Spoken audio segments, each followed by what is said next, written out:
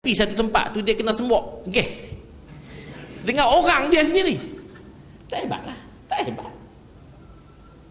Saya tak tahu lah negara mana, tak tahu lah. Saya pun tak ingat. Kita ni kan nak ingat sangat. Tahu cerita je. Tapi Nabi Sulaiman tengok dia memiliki manusia. Bukan setakat dia memiliki manusia, dia memiliki para jin. Yang para jin tu beriman dengan Allah. Kan dia pernah perintah jin. Tuan-tuan tengok dalam kitab Qisasul Anbiya. Dia perintah jin supaya buat masjid. Dia berdiri pegang tongkat sampai tongkat dia dimakan oleh anak-anak, patah, dia tumbang. Baru jin tahu, oh mati dah Nabi kami. Nabi Sulaiman tengok jin tu buat kerja tak berhenti. Petang, pagi, siang, malam. Buat masjid segera sebab Nabi Sulaiman suruh. Kita bolehkah perintah jin? Yang tahu jin yang perintah kita.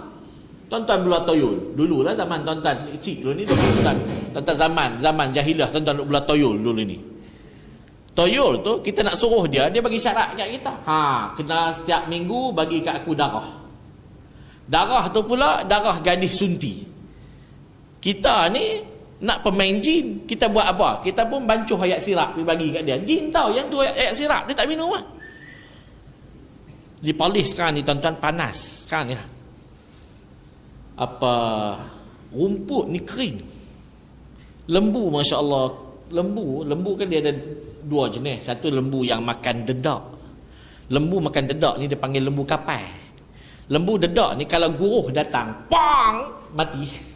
Tak sempat buat apa, matilah. Lembu dedak ni dipanggil lembu kapai. Besar badan dia tapi isi dia tak sesedap lembu yang makan rumput tu. Lembu ni dah sekarang ni nak makan rumput tak boleh. Ada beberapa orang di belah kampung saya tu, dia pergi beli spek mata. Spek mata tu yang warna hijau, dia bagi bubuh kat lembu. Yang dikatakan lembu ni tuan-tuan, dia tak makan sampai kesudah. Nak cerita lembu ni cerdik daripada manusia. Manusia kalau pergi bubuh spek ya, tang, PPSMI akan dimasuk. Oh betul. Dia tak tahu 2012 tu 2012 tu kita yang buat demonstrasi sekarang ni mati dah weh. Waktu tu orang lain dah. Tu dibubuhnya spek macam lembu tu, dia tahu dia ditipu. Kenapa kita sampai tak tahu kata kita ditipu? Mana takut kita teruk daripada lembu lagi lah. Kan kita nak buat contoh, jangan kita jadi macam ayam. Orang tanya kenapa? Ayam ni tengoklah dibubuh, dibelah dalam ekon. Kemudian bila dah besar dibubuh dalam lori, masuk daripada pekan ke pekan, round makan angin sampai satu tempat sebelah mati. Jangan jadi macam ayam macam tu. Tuan-tuan muslimin dan muslimat yang dirahmati dan dikasihi Allah sekalian, Nabi Sulaiman ni dia boleh perintah jin. Boleh nak suruh berhenti dah kot. Kemudian Nabi Sulaiman ni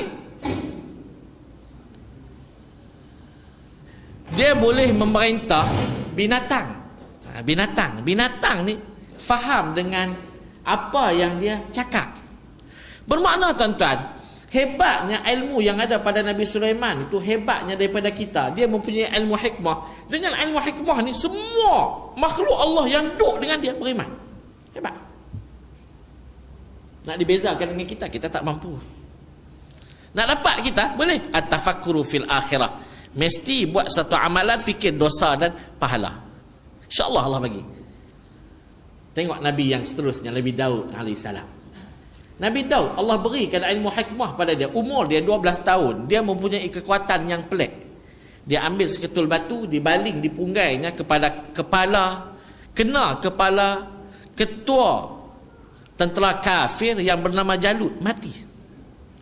Bila dia umur 12 tahun, baling batu kena kepala ketua tentera kafir Jalut, mati. Tentera Jalut ni tengok anak kecil 12 tahun baling batu mati. Kalau pak dia pun serang kita, jijak penyek tu. Jadi kalah dengan ayat tu ialah. Yang pertama. Yang keduanya, Nabi Yusuf ni, Nabi Daud AS ni, dia mempunyai suaranya yang sedap. Bila dia baca Quran, air hilir lagi mudik. Betul hilir lagi mudik. Air yang pergi tu patah balik nak dengar. Ni hadis ni. Burung terbang singgah. Angin bertiup terhenti. Semua mereka nak dengar Nabi Yusuf membaca Al-Quran. Penanda bahawa mereka beriman kepada Allah. Hebat Nabi Daud, hebat. Kita ada tak suara sedap? Ada suara sedap, ada, kita pun ada suara sedap, tapi tak sehebat mereka. Tak sehebat Nabi Daud alaihi salam. Cuba tengok ilmu, hikmah ada pada kita, ada juga pada mereka, tapi hebatnya mereka kerana mereka diberinya ilmu, hikmah. Nabi Muhammad, Allah beri ilmu hikmah dia cukup simple. Apa dia? Khuluqun karim, akhlak yang cukup mulia. Dengan akhlak tu dia boleh menarik Sayyidina Umar ikut ajaran Rasulullah, Sayyidina Khalid Al-Walid ikut ajaran Rasulullah,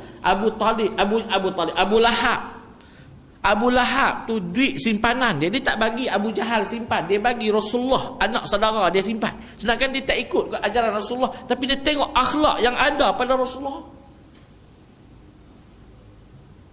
Jadi siapa yang ada hari ni yang dapat macam tu? Siapa tuan-tuan? Saya ada seorang, saya nak cerita. Tak maaf lah kalau tuan-tuan kata saya cerita politik, tapi saya nak cerita. Ada seorang di Malaysia, Allah bagi ilmu ni pada dia. Siapa? Menteri Besar Kelantan. Dia memerintah Kelantan